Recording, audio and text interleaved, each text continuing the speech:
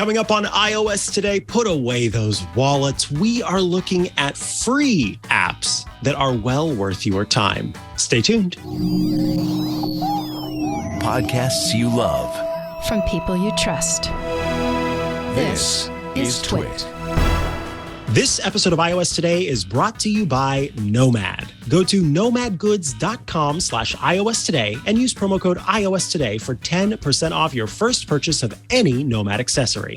They have Apple Watch straps, wireless chargers, ultra durable cables, and more. This is a limited time offer. And by IT Pro TV. IT Pro TV has everything you need to level up your IT skills while you enjoy the journey.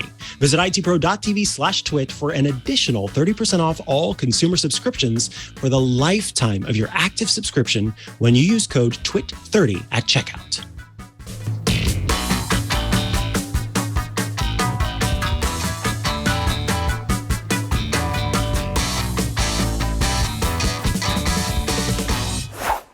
Whoa, ha, hey, welcome to iOS Today. This is the show where we talk all things iOS, tvOS, watchOS, HomePodOS, iPadOS.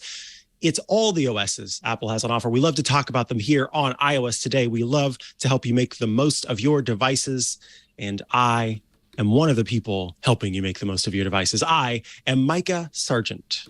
And I am Rosemary. Hi, everybody. Hello, Rosemary. It is a good day. It is an exciting day as we dive into apps. How are you doing? Oh, I'm doing pretty well. As some of our live streamers know, briefly before the show, there was a hat incident involving jam. But the good news is my app cap is safe. And we've got a great show lined up for everybody, which doesn't even need you to pay for anything, which is great. Why not? Enjoy yourselves.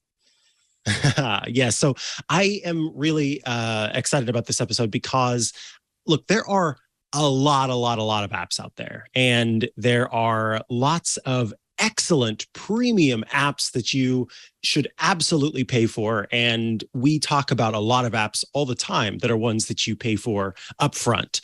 But there are some apps out there that you can get that are excellent, are well worth your time, and are at least at the front end free to download. And in the apps that we picked, all of the apps, even if there is an in-app purchase, it is sort of a secondary mechanism. It is not a mechanism where you are going to be kind of going, oh boy, I've got to, if I want to actually use this thing, I've got to pay for it. So we're talking about free apps that are well worth your time today.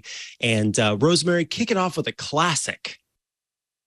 Yeah. So, and this is a great one because I know there are loads of us out there who love looking at the earth and learning all about it. And so one of my favorite apps, which I have got here, and I'm just pulling it up on my iPhone, is Google Earth, because who doesn't love the idea of literally holding the entire world in the palm of your hand inside of a maybe even tinier iPhone if you've got one of those minis. Now, this is one of the a larger app, but it's free to download, of course, from Google, as will all of the apps be today.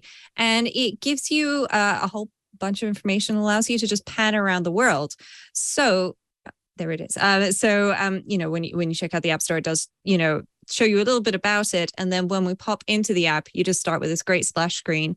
And I've got the world. And I can just pan around. I'm going to go see if I can try and find Mikah. This might take a while because my American geography is pretty rubbish.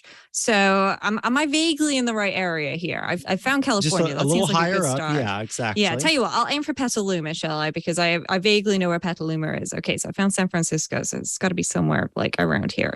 If we do this, I'm going to be here all day. But I love the fact that I can, I can do this and then I can use a 2-finger swipe. That's what I just did there. I did a 2-finger swipe up to go into this sort of 3D mode where you can see, there's mountains and everything here, and I can see some of the streets and everything. And as I zoom in, I get closer and closer to the ground, of course, but it's turned into what almost looks like Google Street View, except it isn't. These are renderings. They're computer drawn images of what the world looks like. And you can even tap a location to be highlighted. So I've just tapped on the little person icon.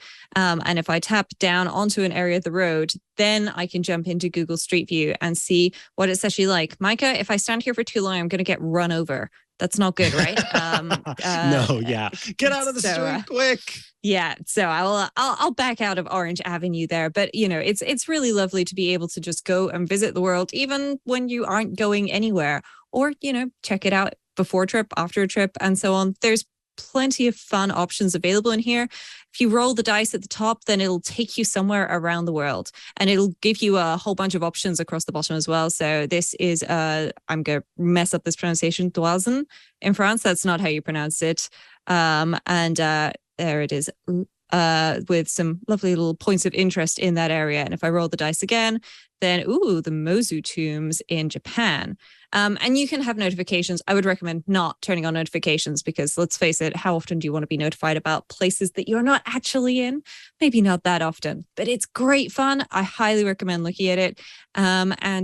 Just take a tour around the world, enjoy all the things. And if you're using that roll the dice option, take the opportunity to check out some of the historical information. And it's got links to Wikipedia, where you can then often find even more links at the bottom. I did not realize that it had that much information in there. I loved to play around in Google Earth. I can remember it being on the computer lab computers, and everybody loved to sort of explore. But I didn't realize that it even included links, sort of historical understanding. So that's awesome that it's got those extra features in there as well. I think I might spend my day going through Google Earth. Lots of fun. And again, free to download. Super cool. Super cool. All right. Tell us about this next one as a way to kind of, if instead of sitting at home and surfing through the world, if we actually want to step out into the world and know where we're going, is there an app to help with that? I mean, there's plenty of apps to help with that, as we all know, Mikah, including things like the built-in Maps app. But built-in Maps is great. Google Maps is good, but sometimes we just want a dedicated app that's going to get us from A to B using, some kind of transport. And my personal choice for that, wherever I can use it, is Citymapper. So Citymapper, you can choose cities around the world to be in. So my current city is New York. It thinks I'm in Bristol and Cardiff. I'm close to Bristol. I'm about a 45-minute drive away, but that's the closest one. Birmingham and Nottingham and London are also roughly within range. Manchester and Liverpool are a bit further away. But as you see, there's plenty of countries, cities and countries around the world. So I could be in Bordeaux, or I could be in Hamburg, or I could be in Marseille or Venice, Vienna, Bratislava, Riga, Helsinki, Philadelphia, or I'm just going to go with New York because I was there recently, and I kind of vaguely know where some things are in New York, maybe. But you can change cities, and what's good is when you get to a new city. So when I landed in New York and I opened Citymapper, it said, "Hey, do you want to change to New York?" Yes, please. I would like to change to New York. And so that worked perfectly. You can also track your CO2 savings, which is quite nice, especially if you're using public transit. And you can save addresses. So you can save places, work, home, and then you can just search for information. So I'm going to go to Times Square, and I suspect that as it's starting on Times Square, it's going to struggle a little bit. So I think what I will do is I'm going to start on Liberty Island if I can. Or let's start with Liberty State Park. That seems reasonable. Definitely not quite the same as Liberty Island, but it's going to try and give me directions. Now, obviously, depending on where you are and how you're trying to get from A to B, your transit options are going to vary, and they can vary in price as well as the amount of calories you burn and the amount of time it takes. And these are all various options. So if I was going to walk, it would take me 460 minutes and burn 1,730 calories. Okay. Maybe not the most time efficient option. If I was cycling, 667 calories and only 159 minutes, less than 3 hours. Okay, that seems pretty reasonable. And taking a cab is 50 minutes, obviously 0 calories, except the ones I consume whilst I'm in the cab. But, that's a problem for another time. Or then I can take any of these public transit options. And of course, there's ferries as well in this particular case. And what I really like is they do their absolute best to integrate with all of the transit options available. So for example, things like City Bike are listed on here, as are Uber and Lyft as your transit options. You can also say, and this is really great, that you only want to travel on buses, or only on trains, or you need step-free access, especially if you have mobility issues, or maybe you're just lugging a big suitcase. You don't necessarily want to have to hike it up 3 flights of stairs or something. And then there's mixed options as well. And when you tap one of these, thinks about life for a little bit, and then it comes back and it tells you, here's how you're going to do this. And so because I've selected mixed, it's starting me out with bicycle, which, it's okay. And in total, it's going to take me 48 minutes. So I'm going to save a minute over the cab ride, which is quite nice. And so I'm going to ride for 1.2 miles, and then I'm going to walk for a couple of minutes, and then I'm going to take a path. I don't know what path is. I'm guessing it's some kind of like transit subway type thing or overground train. And it will even tell me how often that leaves. And it works. It works really well. It will tell me where the best exit is. And in many places, it can even tell you the best place to be on the train based on how busy the train is.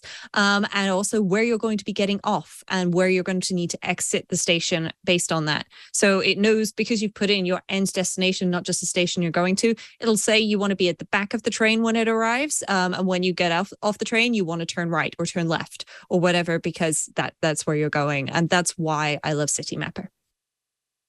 Nice. Citymapper is awesome and so detailed, so much information that you can get from Citymapper.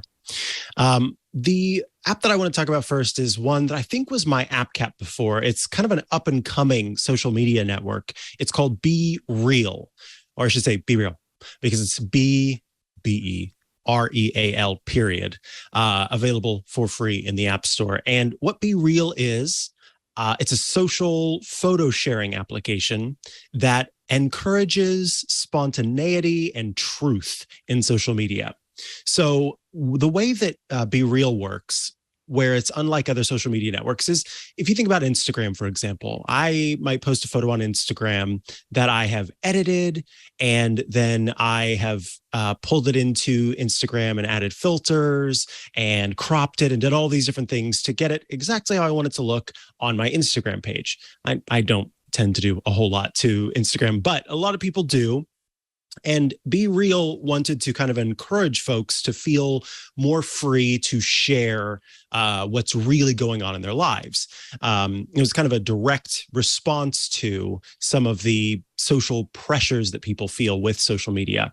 And so what happens is, at one specific time each day in a 24-hour period, no matter where you are in the world, everybody at the same time gets a notification saying it's time to BeReal.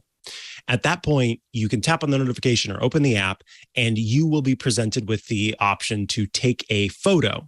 And you have, I think it's 2 minutes to take the photo, if I remember correctly.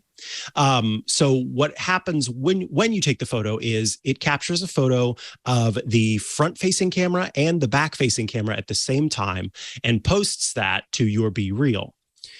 Everyone else is doing the same, and you can't see your friends' BeReal photos for that day until you have posted your own. You're meant to post it whenever that notification comes up, but hey, people get busy, things happen. And so they do let you post it later, and then it just makes a note that, in the case of one person I'm following, Megan Maroney, who was a former co-host of the show, when I see hers, if she's posted late, say Megan posted her BeReal, 2 hours later, whatever. And so again, the idea is to kind of not sugarcoat things or wait until you're in the perfect situation to take a photo. And so a lot of the photos are very, down to earth, nitty gritty, just kind of what's happening in someone's day, which I really appreciate about the app. I think that part's fun. I will be honest and tell everyone out there that I currently do not have the app on my phone because I found it, I'm not a person who takes a whole lot of photos in the first place. And frankly, I don't post a whole lot either. And so I did end up kind of finding it stressful, where I would get that notification and I would kind of go, oh man, I've got to post as quickly as possible. Or if I didn't, I've found myself kind of being on the lookout for it.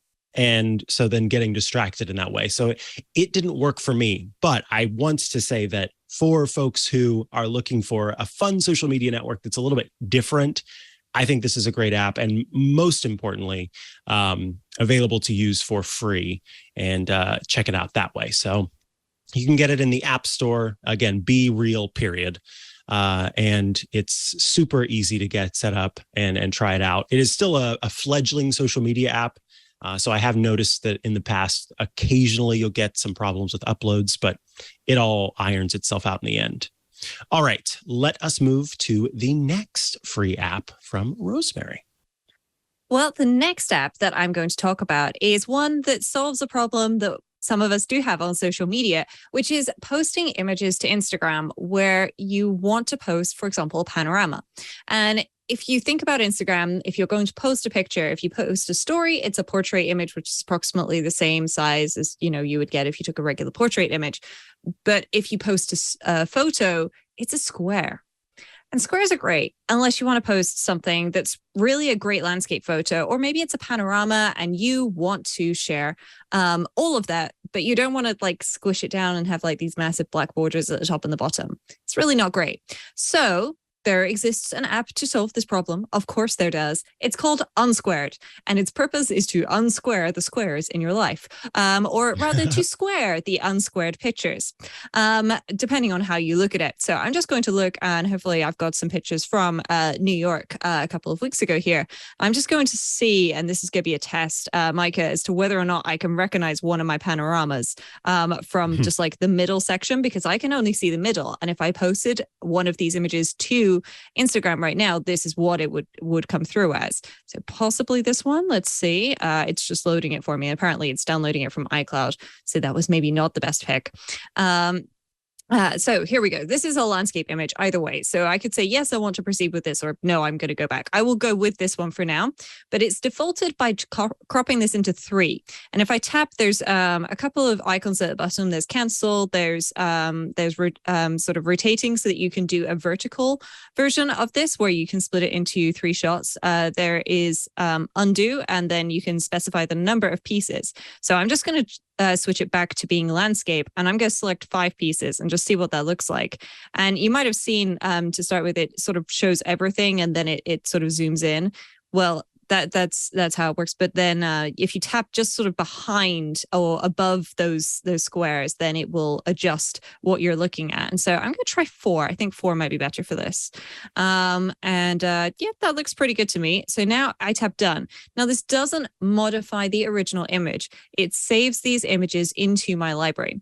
So now if I were to go to Instagram, which I shall just briefly stop sharing my iPhone for those of you watching the video, and I will create a new post just because otherwise it's going to show everybody what's in my feed.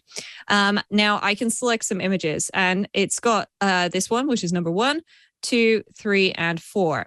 So instead, I will tap on the little 2 squares stacked on top of each other icon, and then I can select all 4 pictures.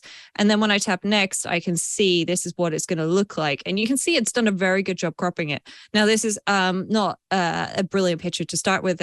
If I'd been able to select from my favorites, I would have chosen a better one. But it's done a great job of just taking that image and cropping it into squares so that as you swipe through that post on Instagram, you get to see all of those pictures next to each other and scroll through whatever that beautiful panorama is. Or maybe it's a vertical shot, because you can use your iPhone in panorama mode to take a picture of something really tall, which is a great trick when you've got something that's really tall. And now you can share that back on Instagram. Nice. That's awesome. All right, let us take a quick break before we come back with even more awesome free apps. Well worth your time. I got something else that's well worth your time. And I have to tell you, I am so pumped that this sponsor has joined us here to support this episode of iOS Today. You may have heard about them on this very show. And when I heard that they were going to be joining the network as a sponsor, I thought, oh, this is fantastic, because it's Nomad. Yes, sorry for the long preamble, but I just wanted to point out that, we were pretty pumped to hear about this. So Nomad's founders, they met in Santa Barbara, California, and they started actually as a Kickstarter project in 2012. The goal was to build ultra rugged and minimalist tools for the 21st century that would seamlessly integrate into your everyday carry, EDC. Everyday carry is this really long-lived concept of what devices you bring with you or what stuff you bring with you regularly.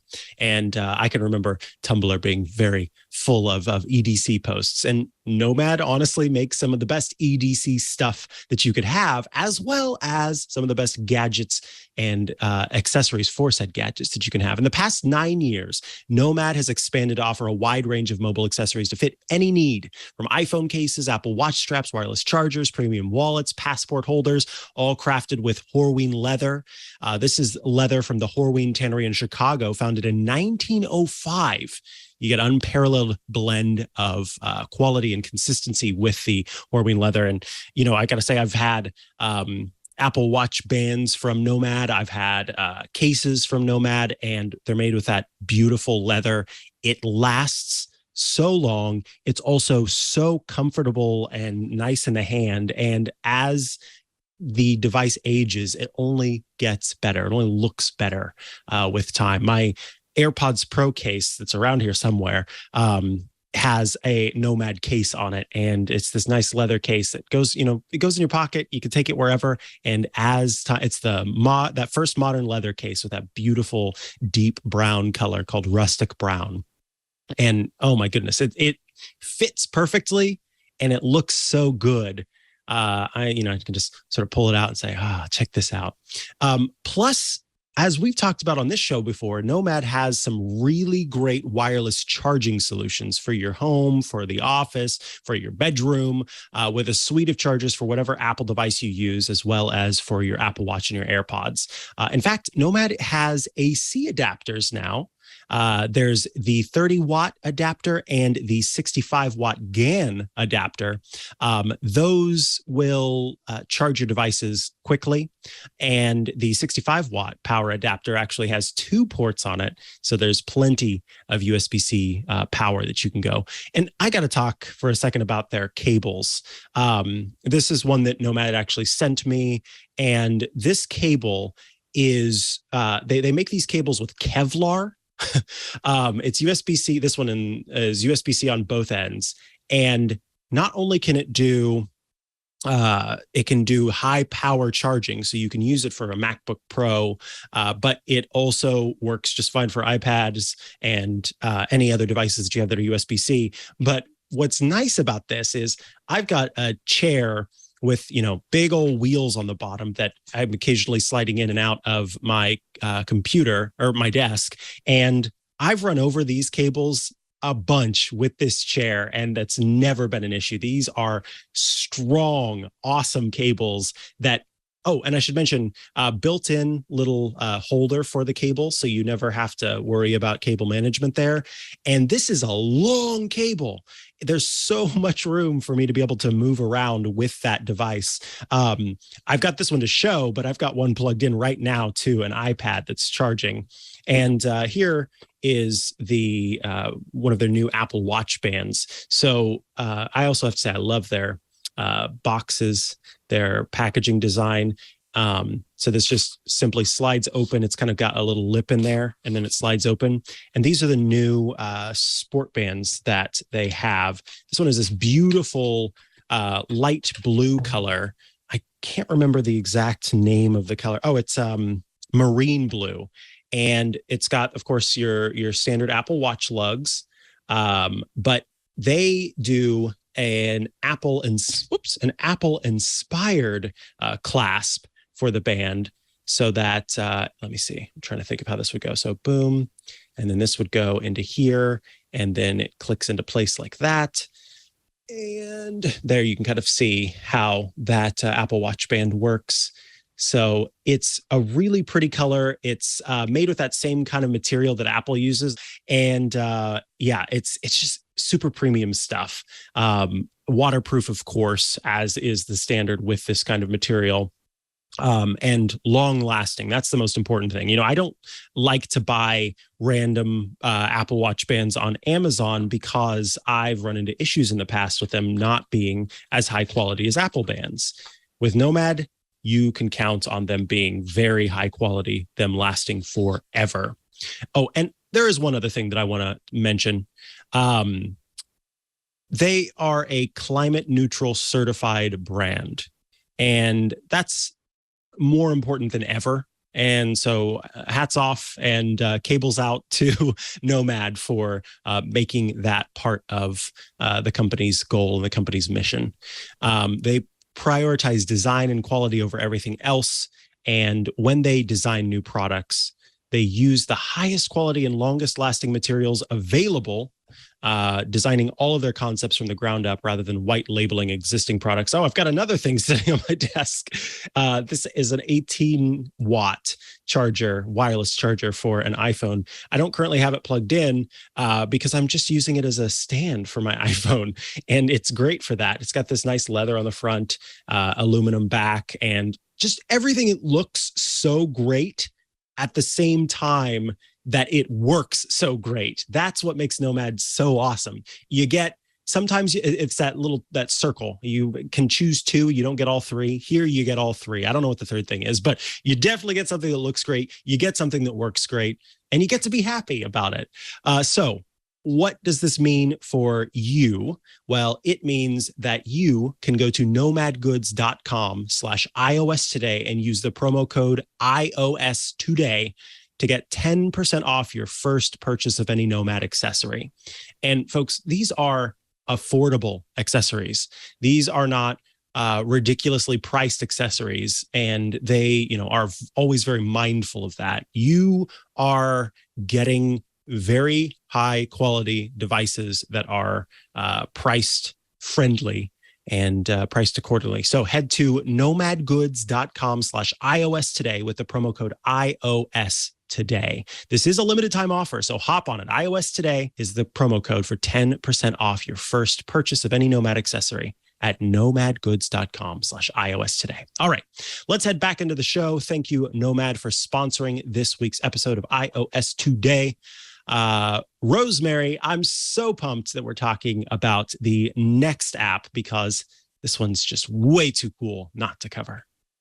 Yeah, I mean, to start with, it's got the name Runestone, which is just a really great place to start. I love it when apps have fun names. And Runestone is a free, of course, because all of the apps on today's episode are free, but also open source text editor for iOS. So if you're curious, maybe you're getting into iOS development, maybe you just want to go and see that the code really is out there, well, you can go and check it out on GitHub, which is linked from the App Store. The developer website is linked and the GitHub page is linked at the bottom there.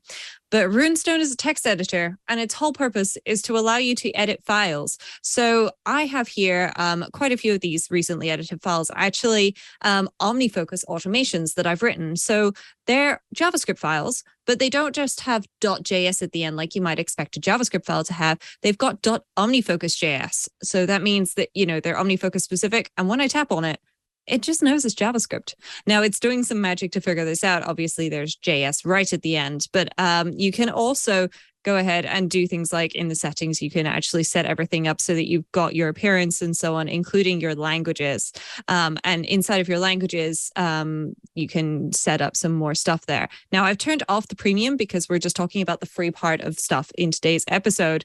But I mean, look at this. Isn't this lovely? It's got all of the different colors into syntax highlight everything so that I know that, for example, task is the name of a variable because it's black, and .name is a function, a property of that variable because it's blue. And it's just really nice to be able to see this sort of thing and actually edit this stuff on iOS, because without a great app, opening a code file on iOS, well, it's kind of hard. And especially if I had an error in one of these files and I wanted to change it, I wouldn't want to have to go back to my Mac to do that.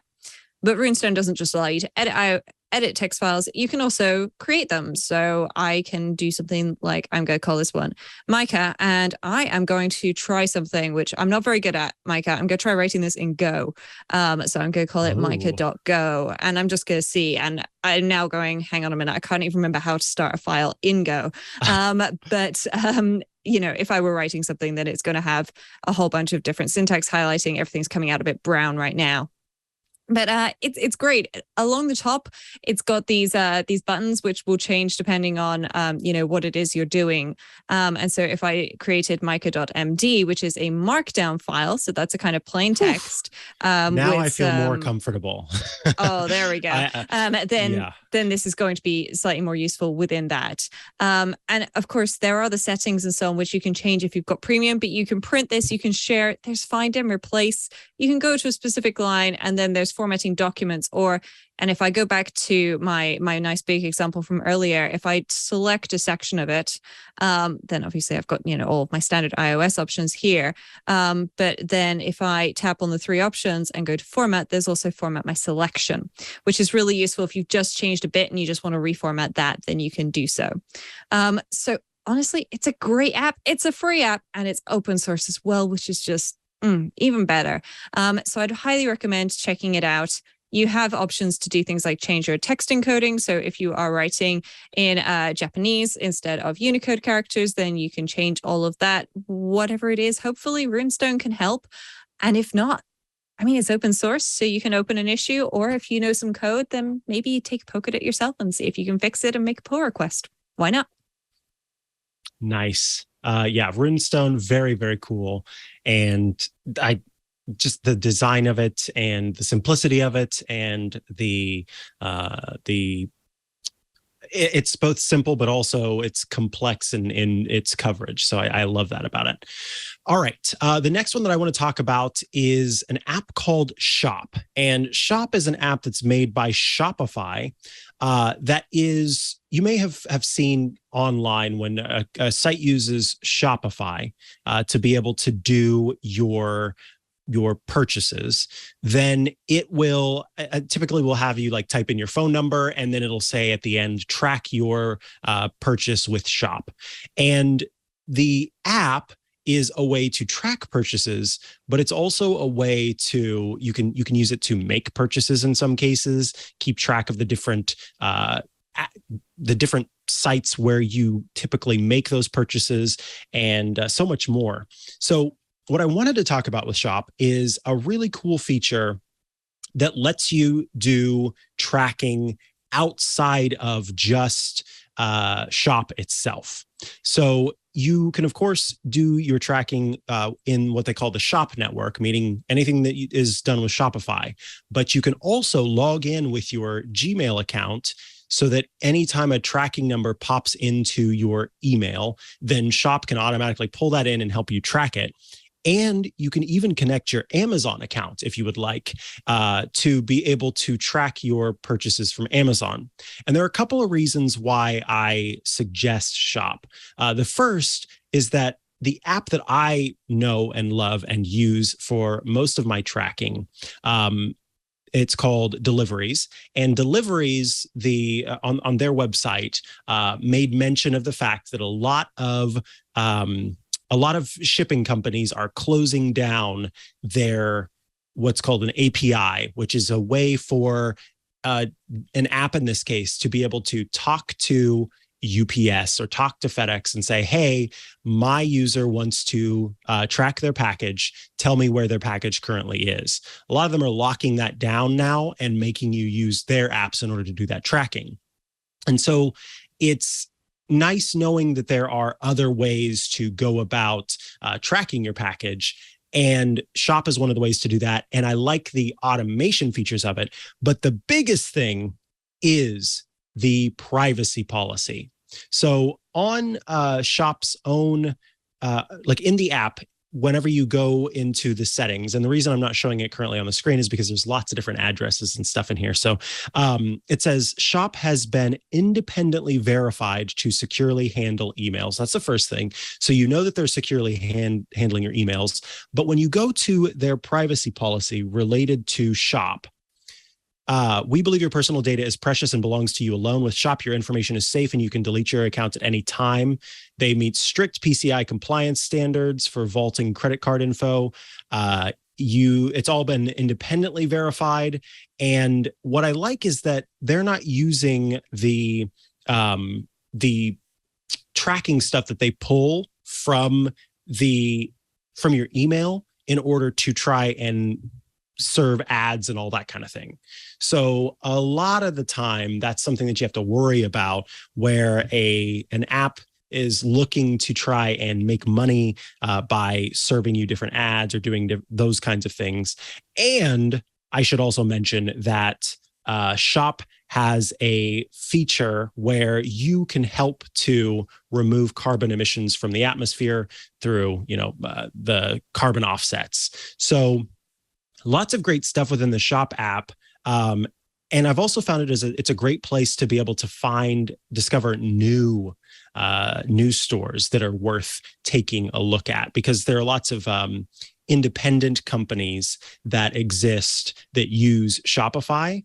And so Shop, the app, will show you, in fact, I can show you some of those different companies in its kind of discover section. So you could look through and see what different shops are out there, different things that people are making. And there's also augmented reality stuff, so that if you wanted to see what this unfortunately very expensive $3,000 goofy chair looks like in your space, you could do that as well. So lots of fun different integrations that Shop has, but the biggest thing is that it is very good at making sure that you have an idea of where your packages are and if the site is using Shopify as its platform, it will also show you kind of before it even gets to the tracking number where your order is in terms of the purchases that you've made. So that is why I wanted to talk about Shop.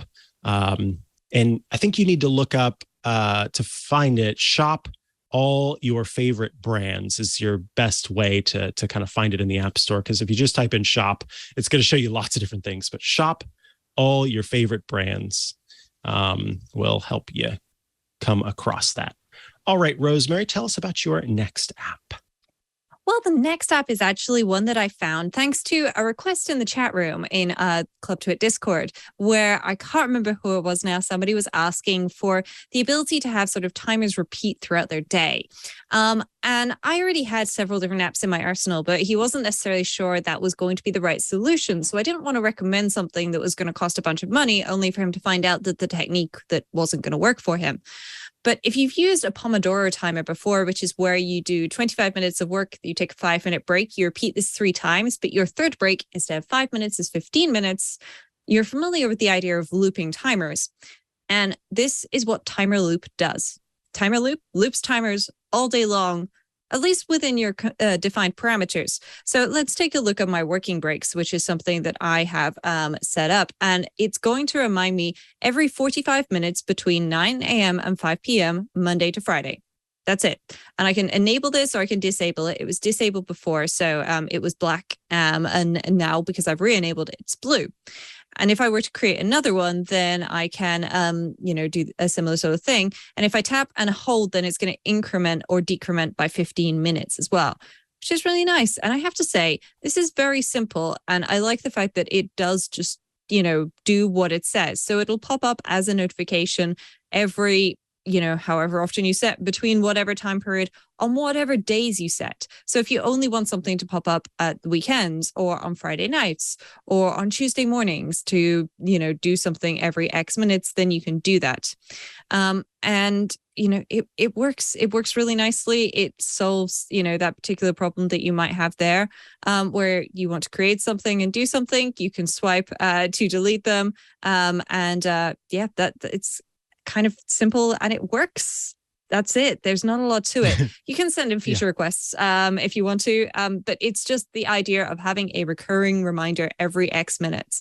And I know for a lot of people who do time tracking at work, this could be a really good way to just get that prompt of, hey, what are you doing? Quickly make a note. Great. Now go back to doing the thing without having to open up the application for time tracking and stuff. And then later in the day, they can perhaps correlate it all into the actual system where it all needs to go. But for the time being, why not just get a reminder every 45 minutes? Nice. This next one, I think, is, of course, this is a thing that's solved in so many different ways. There's so many different ways to go about doing this, but it is nice to just have one option to do this thing that we have all done at different times. I know it's quite the intro to this app, but tell us about your next pick. Yes. So my next pick is very simple. It's called Flight, Flite, and its whole purpose just to email you, send you an email with whatever the content is. So I've reinstalled the app to get the startup again because it explains it very well. So it says, got something on your mind? Type yourself a note in Flight. Swipe left to switch to a different template. Hold down the arrow to pick your target inbox, and then swipe up to send a note to your email. And that's it. Your note's waiting in your inbox. So when you set it up, then you'll need to go through and do that. But to start with, I'm just going to swipe up on this one, and that's it. It's sent it, and then I can say where I want it to go, and it's going to pre-fill some email addresses. I'll just put in my standard public one here, and it will appear. Now, I haven't had to input my personal email information. It's not sending stuff from my email. It's sending it from Flight. But you can change things. You can set which email addresses. So if you want to add multiple email addresses, so for example, maybe you frequently need to email stuff to your work email and your personal email. You can add both. You can increase and decrease your text sizes. And you can see a history of your notes as well. So I can see that this one was the standard Flight one, which it sent out. And I have to say, it's pretty nice to just, do that. So the standard template is just empty text. The next one over is a to-do list. And the last one after that is contact information. If I tap on the plus, then I get the options to add the last picture, take something from the camera, or pick a photo from my photo library. But the whole purpose is just very quickly send some information to yourself so that you can handle it later. And that's what Flight does. And it's free. Nice. Rosemary Orchard, tell us about the last app on the list. Well, the last app on the list is sort of an app born of necessity. Have you ever been out somewhere and you just need to go? Like, you need to go to the bathroom right now. Where is the bathroom? And lots of cities have got different maps online for finding things like this, or maybe it's in Google Maps, maybe you can find something on Yelp, but it's really difficult. And especially if you've got somebody with you who is desperately in need or similar, then, you just need that information. So it's better to have an app already on your phone with this information. And this is what Flush is intended to solve. So let's flush away your problems and instead, solve them. So I have opened Flush, and I've just panned over to London just because I don't really want to show up from my home location. But it turns out there's plenty of public bathrooms around here I didn't know about either. And so as I pan around, then you can see the toilets available to me, or the bathrooms available, are changing. And some of them have got little dollar signs next to them indicating you would need to pay, and some of them don't. So if I wanted to go to one particular bathroom that was free, then I can select the Sheraton in Piccadilly, Mayfair in London. And then if I tap on that little info, then it's going to open the maps, and it's going to take me 1 day and 9 hours to walk there. So I might need to find a bathroom on the way first, but I'm pretty certain that Flush is going to be able to help me out with that. Now, I can also add a bathroom. I can note that it requires a fee or requires a key. That's something that certain disabled access bathrooms over here in the UK have, and or that it's got disabled access. And I can also change the address. So if I were to long press on, for example, this location here, I'm probably a bit too zoomed out, but I know Bowood Park definitely has maps, definitely has a bathroom. So there we go. I can suggest a toilet. I'm not going to add that because that's not where the toilet is, and that would not be nice to other people who perhaps are in need. But it's great. There's a location button in the top left to zoom you to your current location. And I can also search for a specific location. Now, you'll note I do have ads at the bottom. That's because that's the free version of this app. If you wanted to just give them some money to get rid of the ads, there is a £1.79 Flush Pro restroom finder in the App Store as well. But I have to say, the free app still has the same number of bathrooms. So therefore, it still solves that problem, which so many of us have. And especially if you've got kids, it's really useful to just be able to know where the bathroom is when somebody inevitably says, I got to go. And you know that gives you about 3 minutes. Well, you can find something with this. I used it when I was in New York, found bathrooms whenever I needed them. It was great. It worked really well. And I'm just going to keep using it. And I'll stick with the free version for now. At some point, I'll probably upgrade to Pro because, it's good service. Why not throw them some cash? But for the meantime, free works great. Nice. Free does work great. All right, folks, we're going to take another quick break before we come back with the rest of the show, including the news, Shortcuts Corner, and the app caps. I want to tell you about IT Pro TV, who are bringing you this episode of iOS Today. It's important when you're looking for an online IT training platform that you're getting the most up-to-date content and certifications. So let me make it easy for you. Very easy. Go to IT Pro TV. In fact, they just released a new course, CompTIA A+ Core 1 and Core 2 series. This course is designed for professionals who support today's core technologies, from security to networking to virtualization and more. CompTIA's A+ certification is an industry standard for launching IT careers in today's digital world. In this course, you're going to learn about hardware, operating systems, networking, security, and troubleshooting. We talk about how great IT Pro TV is here all the time, but let me give you a reminder of why that is the case, because they've got 7 studios where they're filming Monday through Friday. What does that mean? It means that their courses go from the studio to their course library in 24 hours and are divided into 20 to 30-minute episodes for easy binging. Plus, they make sure you are prepared, truly prepared for your exams with their virtual labs and practice tests. The best part about IT Pro TV is that you can learn and get certified on your own schedule, and it always remains entertaining. May is ramping up for summer, and so is IT Pro TV. They're focusing on Azure and have 2 free webinars this month for you to check out. And these ones are now available on demand, including What is Azure Bicep? I want to know what that is, with Adam Gordon and Wes Bryan, and All Things Cybersecurity with Daniel Lowry and John Hammond. Don't forget about your IT team. Check out an IT Pro TV business plan for your team today. Visit itpro.tv/twit for an additional 30% off all consumer subscriptions for the lifetime of your active subscription when you use the code TWIT30. That's itpro.tv/twit and use code TWIT30 for an additional 30% off for the lifetime of your active subscription. IT Pro TV. Build or expand your IT career and enjoy the journey. Thanks so much to IT Pro TV for sponsoring this week's episode of iOS Today. All right, back from the break, and it's time for the news. Developers, start your engines, because there's a new requirement in town. This starts in just about a month. Tell us about this new requirement, Rosemary. Yeah.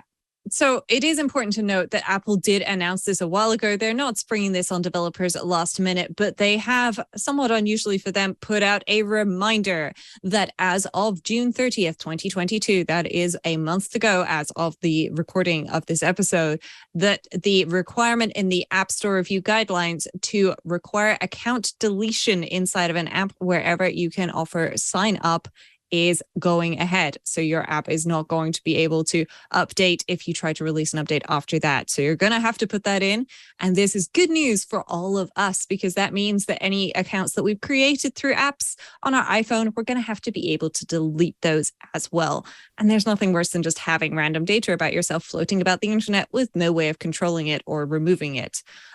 So this fulfills multiple local guidelines, GDPR in Europe, and of course, there's similar laws in California and plenty of other states and countries around the world.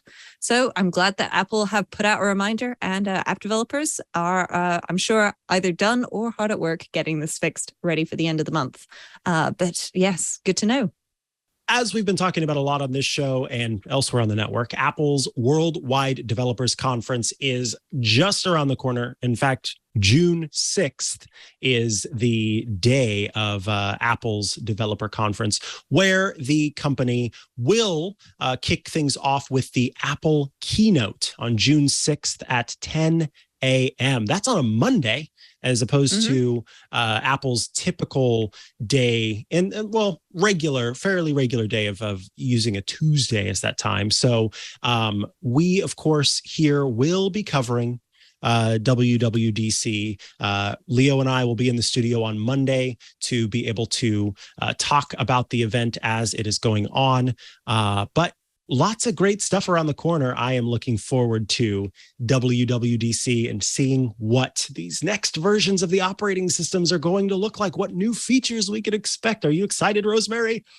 I am excited. And part of that excitement is in that announcement that they made. So they've got all color of emoji. Well, they've got 5, or Memoji it is. But the last one is a very nice purpley pink. So I'm really hoping that means that we're going to get color themes for iOS, and I'm going to be able to have everything be purple. That's what I'm hoping. I think I'm being a little optimistic here. I don't think anybody's rumored this anywhere.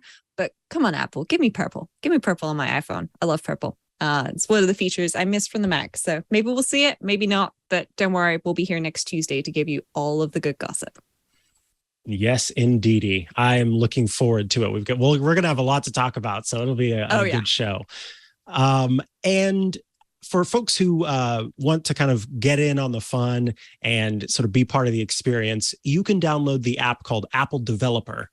This app has, it's got a new update that's got the session videos, of course, that will be coming out, special digital lounges for those people who are registered developers, but also access to some of the fun memoji that are always added every year. I just sent a bunch to Rosemary this morning as I was trying to capture those. So that was kind of a fun little moment there where I got to see what new memoji there were. In fact, let me pop that open right quick.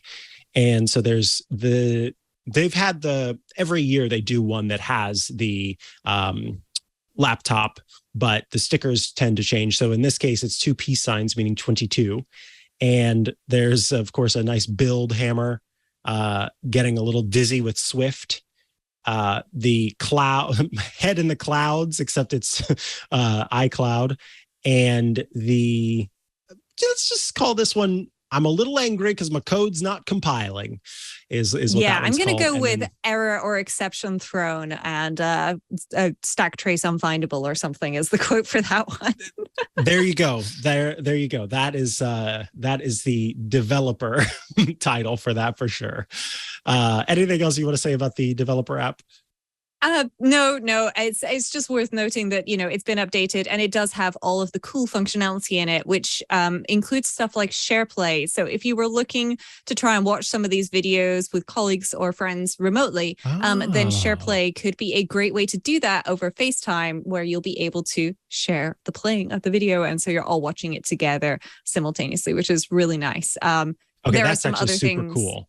Yeah. There's some other stuff as well. Like there's interactive activities like digital lounges and labs directly in there, and some one-to-one stuff as well. But I think for most people, because anybody can download this app, it will be the Memoji. Of course, we all love the Memoji, but also maybe SharePlay. And if you think I'm not a developer, I don't care about these videos, you might be surprised. Take a look at the titles, and a lot of them now are only 5 or 10 minutes. So if you are interested in the topic, it might be worth just checking it out to get an overview.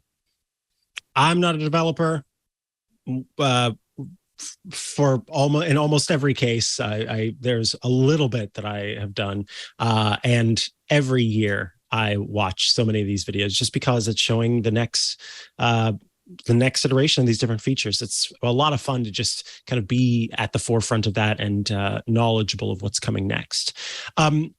With the update to iOS 15, you can now access what's called the Apple Account Card in the Wallet app. The Apple Account Card was formerly the iTunes card, and it lets you have a balance on your Apple in your Apple App Store and in other places where you would use that money. So now they've added it as the Apple Account Card, and money can be added to it as needed to be able to purchase apps and that kind of thing. So it's just another way to manage funds for your account. And I think of it as like a good way to sort of dole out, you've got a $10 budget a month. So if you want to buy your little crystals and gems for your games, my dear child, then you can do that. That's part of your allowance. So this can be a great way to make that happen.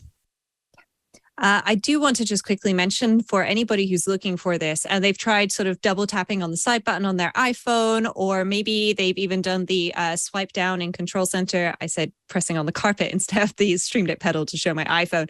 That doesn't open the Wallet app. That opens the Wallet.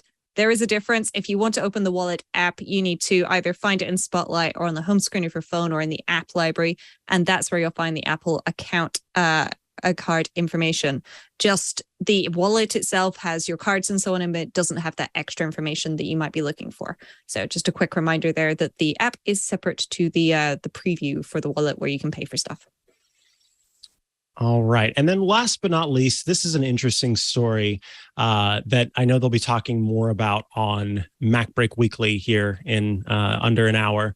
And that is about how the Senate seems to be kind of pulling back a little bit. This was a Politico article, pulling back a little bit on regulating big tech, particularly in relation to the fears surrounding sideloading. For folks who don't know, sideloading is the idea that it's a practice in which you put apps or other software onto a device that is typically locked down. So an example of that is the iPhone.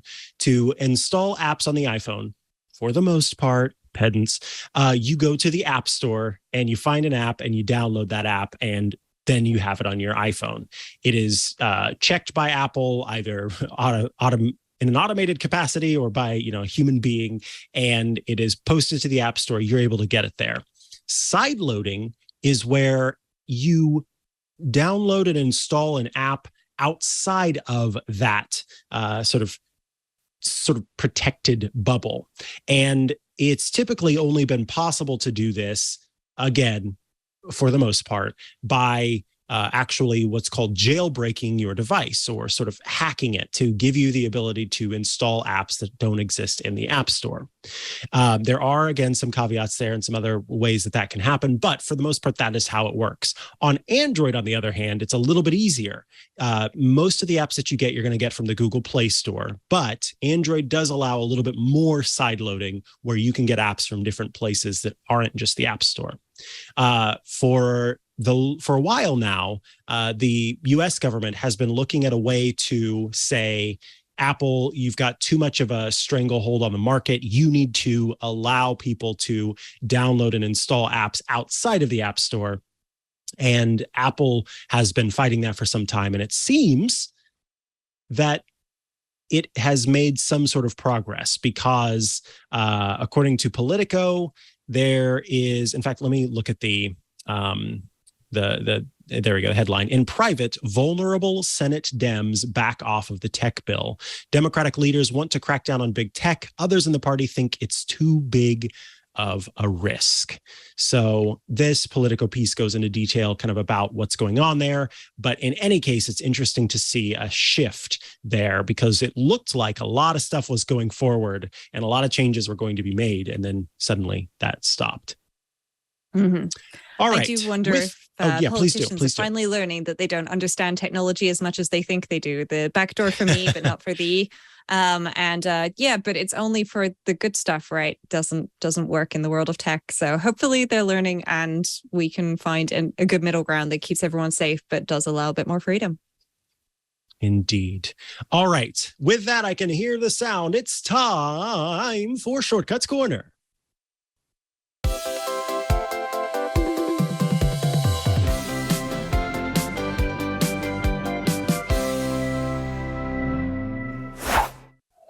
Welcome to Shortcuts Corner. Sorry if I scared you there. I scared myself a little bit. This is the part of the show where you write in with your Shortcuts Corner requests, and Rosemary Orchard, the shortcuts expert, gives you some advice. Our Shortcuts Corner segment today involves a request from Michael. Michael writes in, "Hello. I want to remember to start an outdoor walk on my watch when I get to the park. I always forget. Is there a way to use a shortcut to start the outdoor walk when I get to the park? Also, I forget to end the outdoor walk. Is there a way to end the outdoor walk when I leave the park or the location and or get in the car or when I get home? Thanks." So I want to be clear. Michael is talking about on the Apple Watch, I believe this may work with the iPhone too, but for certain on the Apple Watch, you can do different activities that are tracked. And if you don't go into the Apple Watch app and actually say, I'm doing an outdoor walk, after a while, the Apple Watch, using the different algorithms that are built into it and, machine learning, blah, blah, blah, blah, it will say, oh, I'm pretty sure you're walking right now. Are you walking? Do you want to record this as an outdoor walk? You say yes. And then it can also say, oh, I realize that you've stopped walking. Do you want to stop your walk? Because I am also bad about that too. I forget to actually say start and stop the different exercises that I'm doing. So Michael is hoping, hey, look, I go to the park regularly and I regularly do these walks, but I just forget to get the thing going. And when I get in my car, that is when the walk is at an end. And I'd like for that to be the time at which the outdoor walk ceases. So is there a way to do this with shortcuts, or do you have other advice for how Michael can tackle this problem? Yes, I have multiple different things that we can do to solve this. And the fact that Michael drives to the park is a really good start, because that means that when Michael goes to leave the park, fingers crossed, that's going to come up as a CarPlay. But if not, I still have a solution. And so my solution to start with involves focus modes, not shortcuts, but we'll get to the shortcuts in a second. So to start with, focus modes have automations that can be automatically turned on and off at times or locations. And there's also app-specific ones as well. But for example, this fitness one, which is a default focus mode that you can enable or disable, then you can see I've got my ballet studio in here, and I can add another schedule or an automation, including a location-based one. Using this information, then we can use this to turn on and off our focus mode automatically. So Michael, step one, add the park and enable focus modes. Okay. You can allow whatever apps you want through. You can allow whatever people you want through. We don't care about that from the shortcuts perspective. We just want your focus mode to turn on. Okay. Now it will automatically turn on when you start a workout if you set that up. But the problem is you're forgetting to turn on the workout and turn off the workout, which is, kind of our issue. So assuming we've got our focus mode set up, then inside of shortcuts, go to our automations tab and tap the plus. We want to create a new personal automation. And so we'll scroll down, and now under our focus modes, we want to select when our fitness mode turns on.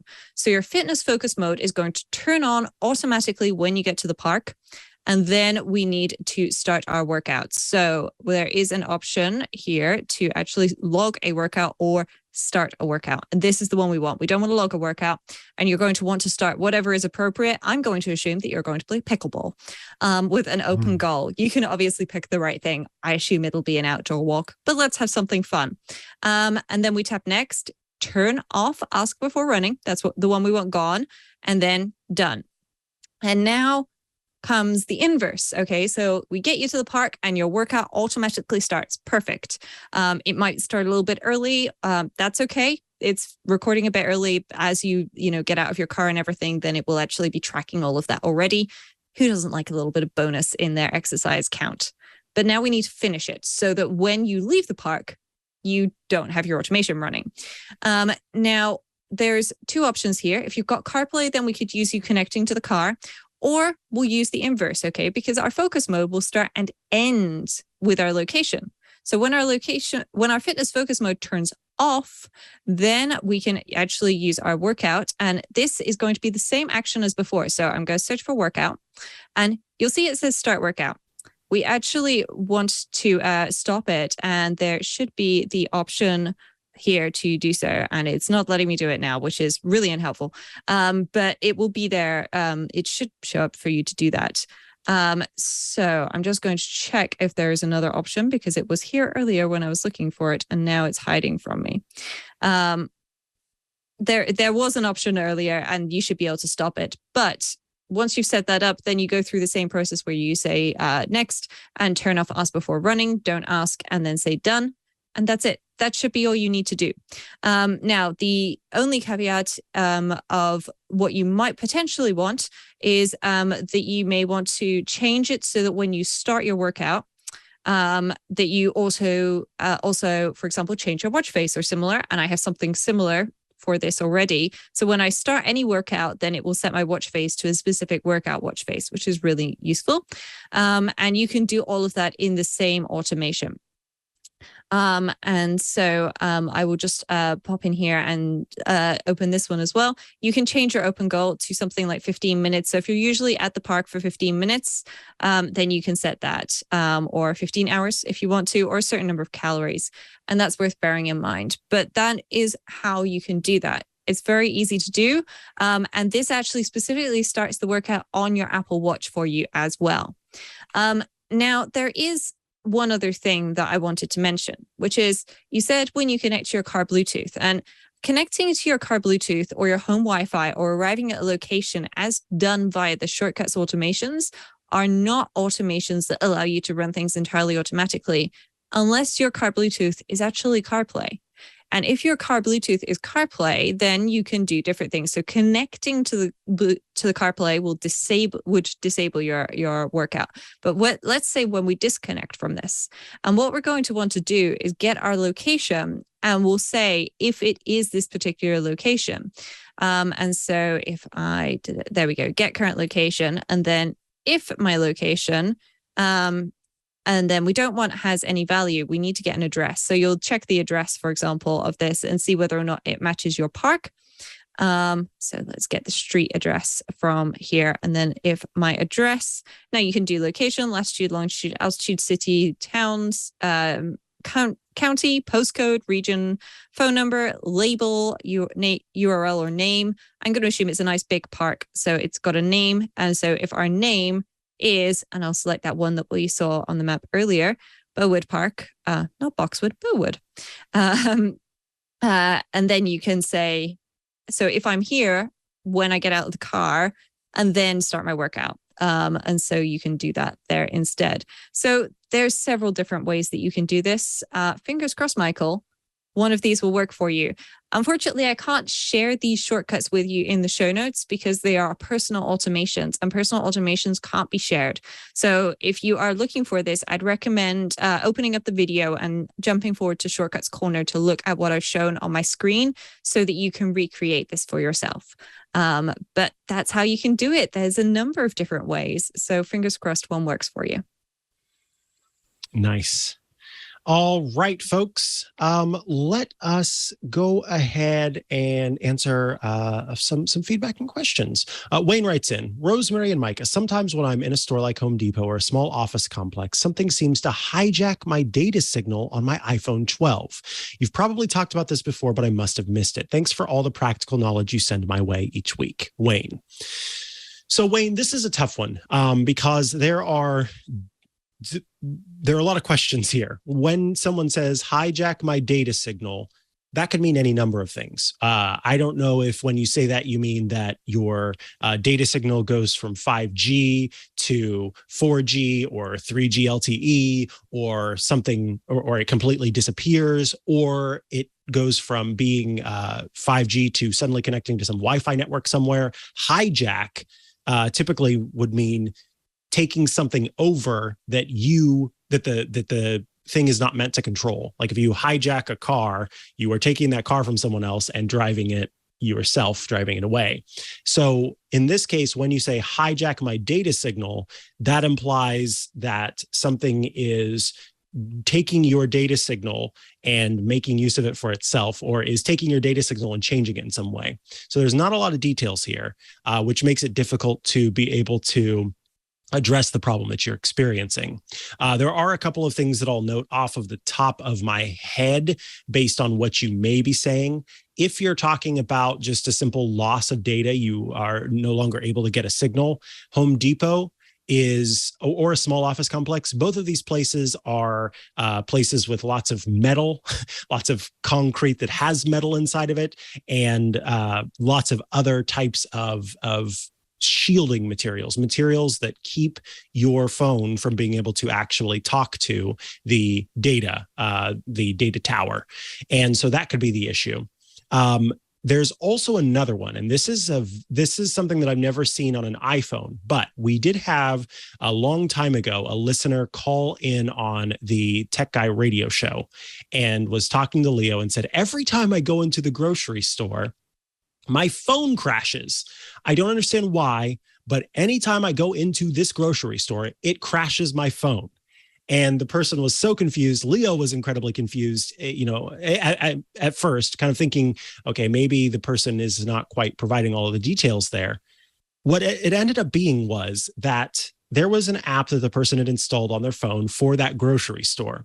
And that grocery store was using a type of beaconing technology where when you were near the store, it would provide you with push notifications for coupons and other offers that you could make use of in the store.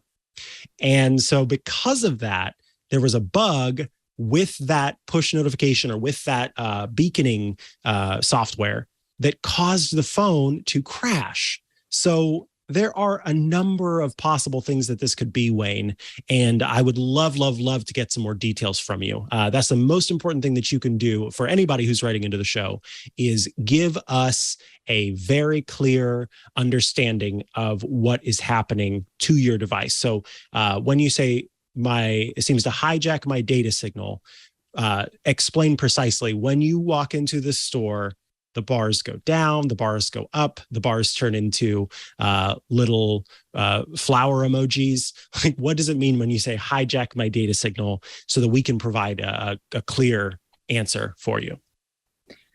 Yes, there are a few things that I'll note as well that could be options to solve or maybe create the problem depending on what it is. The first of which is if your phone's automatically connecting to their Wi-Fi and their Wi-Fi is not great and you're trying to do stuff on your phone, then it might need a hand. And under settings for cellular or mobile data, then if you scroll all the way to the bottom, you'll find that you've got loads of different apps that are probably in the way. There's this option for Wi-Fi assist. And if you turn Wi-Fi assist on, then if your phone is connecting to their likely pretty rubbish Wi-Fi network, then Wi-Fi assist will allow your cellular data to boost that and fix it. But there's another option as well. If it is indeed connecting to the Wi-Fi, and that is open settings, go to Wi-Fi, and if it's connecting to the Home Depot Wi-Fi, then you can tap on the little I button and straight up forget the network, okay? Because if it's really rubbish there, then you can just disconnect from it and forget about it. The other option is if you do sometimes need to connect to it. I know some stores will only let you like join the queue for the restaurant if you're on their Wi-Fi or something like that. Turn off auto join, okay? This option right here for auto join, just turn it off so that your phone can still connect to the network. It's not going to forget about it, which is useful if you've got like passwords and stuff set up that you need to authenticate to it, but it's not going to automatically join it. And then the other option here is low data mode. And turning on low data mode will reduce the amount of data that your phone sends out over that network connection. So it's not going to try and do things like download iOS updates.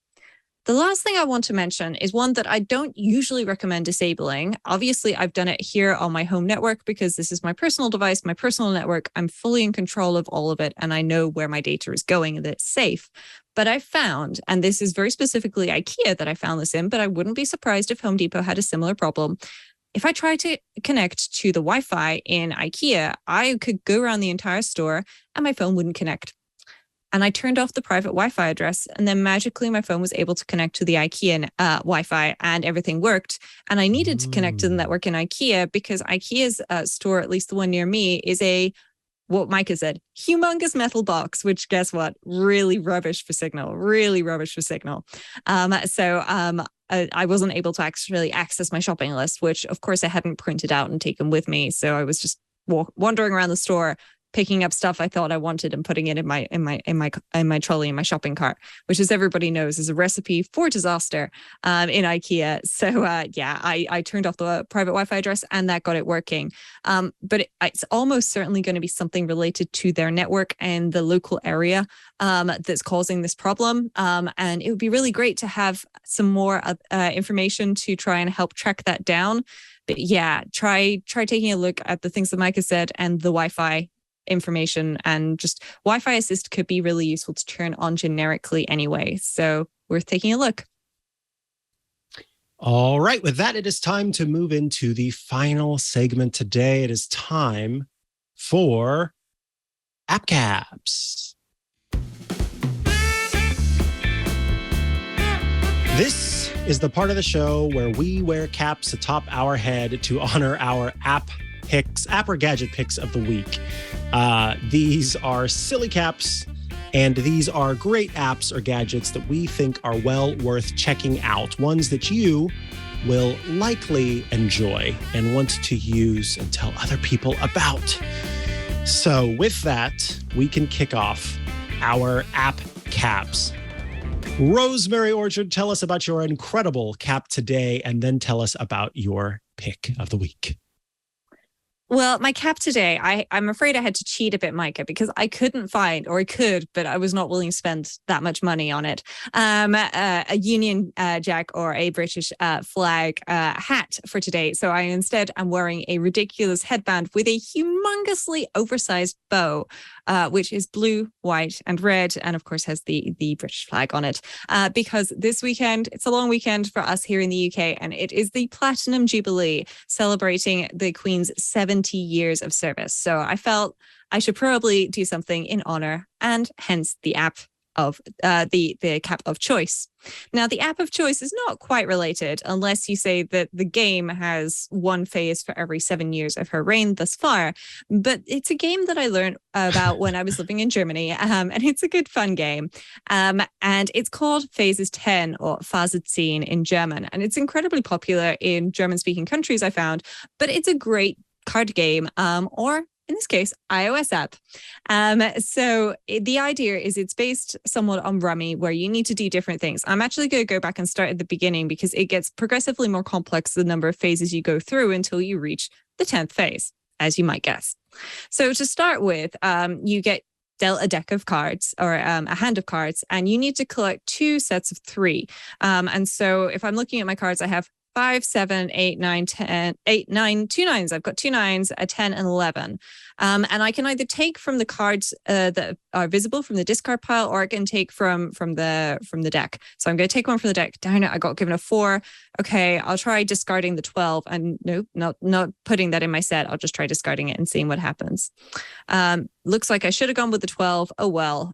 But I'm now on 2 4s and 2 9s. So I'm just going to keep going until I actually manage to get 2 sets of 3 here. And I'm really not doing very well, but I've got 2 7s now. So I will try discarding this 8 and seeing what happens. And I'm playing with one other person. You can actually play this in multiplayer mode. Great. I now have 3 7s. Perfect. I will discard this 5. That 5 is not going to be any use to me. And I just need a 4 or a 9.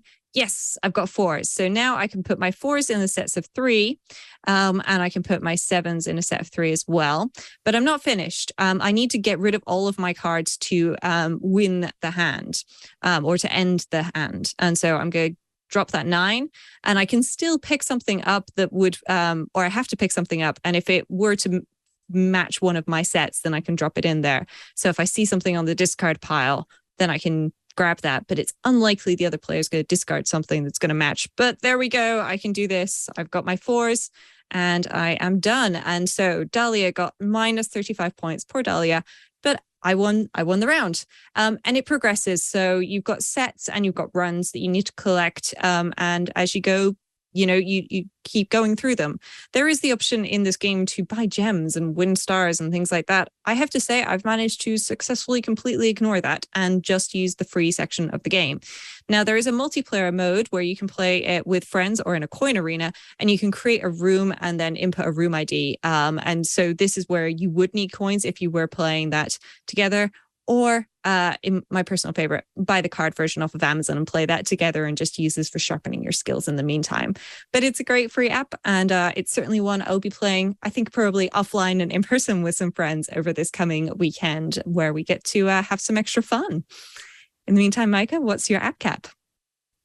My app cap this week. Oh, the cap atop my head is one of my favorite caps. It's the feather.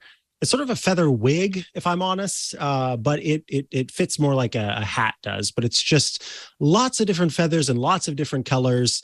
And it's kind of obnoxious because it sheds all the time when I wear it. And there may have been a time or two when I inhaled the feather because of this stupid thing. But it just felt fun to do today. So that is why I'm wearing this cap atop my head. Now, my pick, my app cap this week, full disclosure, is run and maintained by my co-host, Rosemary Orchard. But that is not why I am showing this app. I am showing this app because it is something that I find ridiculous is not well known already because of its simplicity, because of its need, and well, because it's Rosemary Orchard approved and made. It is called WhenWorks. You can go to whenworks.app to check it out and download WhenWorks, try it for free. What this is, it's an app/service that lets you figure out how to schedule appointments. It's like all of those. Look, I've seen dozens of these pop up on Product Hunt, and they have all of these nonsense features, and they cost a bajillion dollars, and they try to tie in all these weird integrations that make things so much more difficult. This is so simple in comparison. This lets you set up the type of meetings that you want to make available to people. It gives you a link where you can send that link to people, and then the guest who's trying to book that time can book online, and that event will be added to your calendar automatically. And you can even go as far as to have the app or the service send an email to the other person, inviting them to be part of that event. So I've set that up.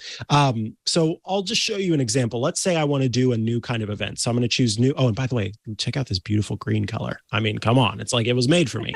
I tap new event type down at the bottom, and there are some options here for templates to kind of get things rolling if you want to. So a phone call that you might have, lunch, or a meeting. I'm going to choose custom event type, and I'm going to call it podcast. And oh my God, a little microphone icon just popped up next to it because it was smart enough to know that I was talking about a podcast. Location, I'm going to leave blank. And when do I want this to happen? This is going to be on, let's say, Fridays and Saturdays. No. Let's do Sundays and Mondays. So I'm going to go into Sunday.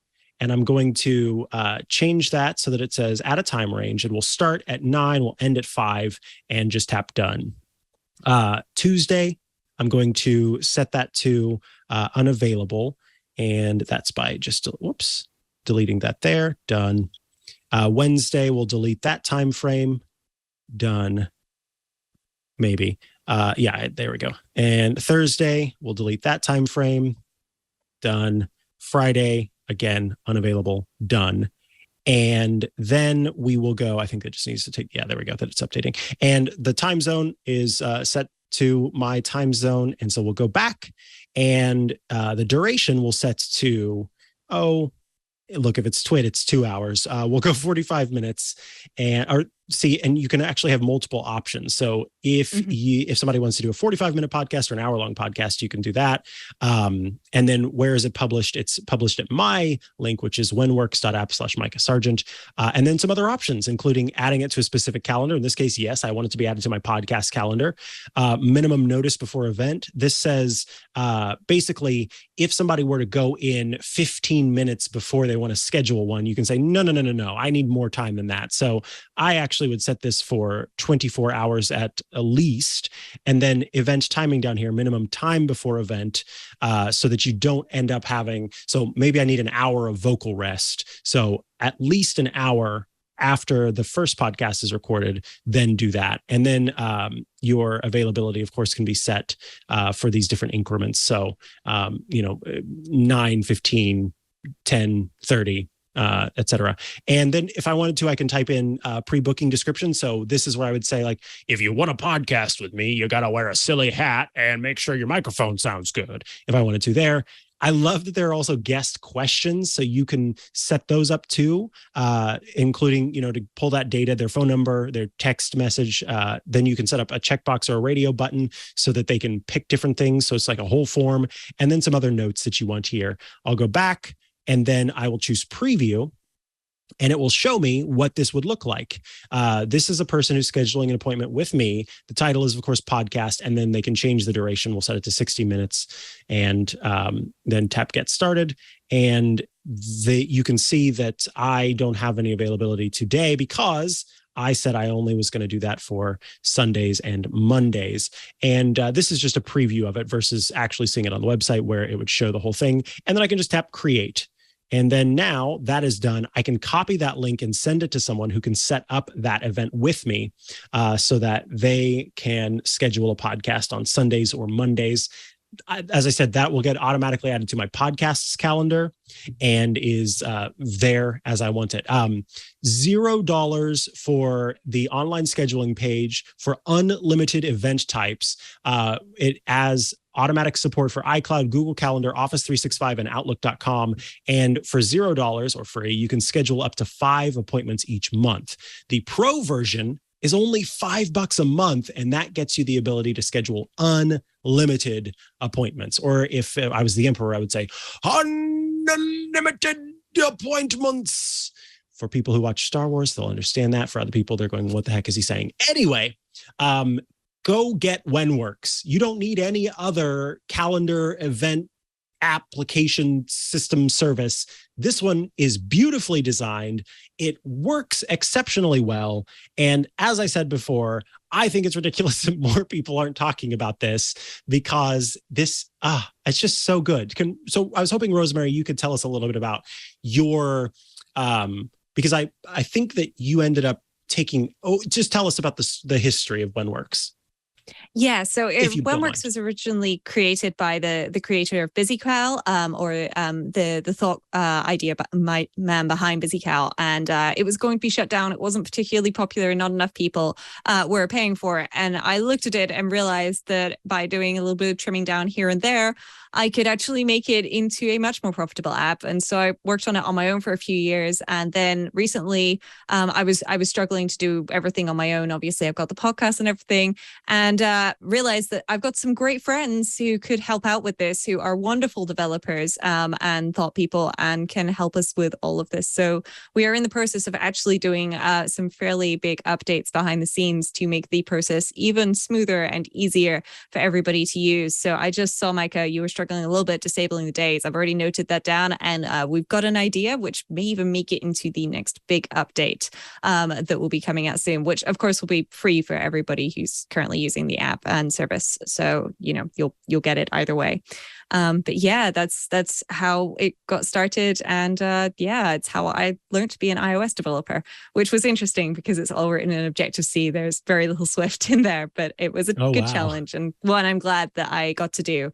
And in particular, it turns out working with calendars and dates and times is one of the most difficult things you can do as a developer. And so of course that's what I started with, but I'm loving it. So why not? I'm glad. It's beautiful and it works very well. So yeah, definitely check out WhenWorks.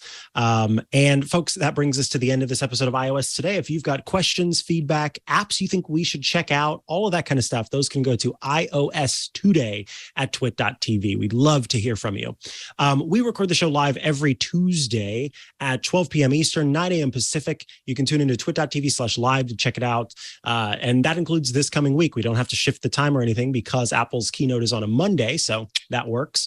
But in any case, we think the best way to get the show and be able to watch the show each week is by subscribing or following if you're using Apple Podcasts. Because when you do that, you will get the show as soon as it's available, as soon as it's been edited and put out for the world. That's at twit.tv/iOS, where you can click to subscribe to audio or subscribe to video on Apple Podcasts, Google Podcasts, Spotify, YouTube. We try to be in all of those different places. So it's a great place to go to check that out. Now, if you were listening to the show today and you thought, love the content, love what they are putting out, but I do kind of wish that I could skip the ads. I could just do the show itself and hear everything that Rosemary and Mikah are talking about. There's a way.